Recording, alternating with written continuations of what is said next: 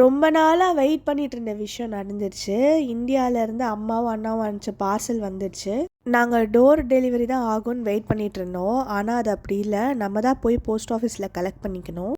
அந்த parcel open பண்ணோடனே எங்கள் வீட்டோட வாசம் அது ஃபுல்லாக பரப்பி வச்சுட்டு உட்காந்துட்டு இருந்தேன். ரொம்ப ஆசையாக இருந்தது ஓப்பன் பண்ண. அம்மா நிறைய ஸ்நாக்ஸ்லாம் கொடுத்து விட்டுருந்தாங்க.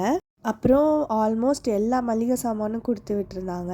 ஏன்னா இங்கே இருக்கிற மசாலா அவ்வளோ டேஸ்ட்டாக இல்லை, நம்ம ஊரில் வைக்கிற மசாலா நல்லாயிருக்கும். இங்கே டோர் மேட்லாம் ரொம்ப காஸ்ட்லியாக இருந்துச்சு. இந்த மேட் நாங்கள் மீஷோலேருந்து வாங்கினோம். குவாலிட்டி நல்லா இருந்தது.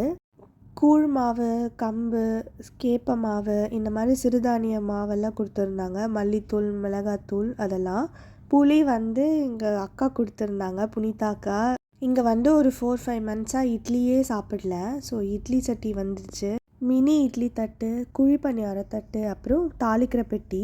நான் எல்லாமே தனித்தனி பாக்ஸாக போட்டு வச்சுருந்தேன். இப்போ எல்லாத்தையும் ஒரே பாக்ஸாக மாற்றி அரேஞ்ச் பண்ணணும் கிச்சனே. அப்புறம் குட்டி குட்டி கிண்ணம், வெஞ்சன கிண்ணி இதெல்லாம் கொடுத்துருந்தாங்க.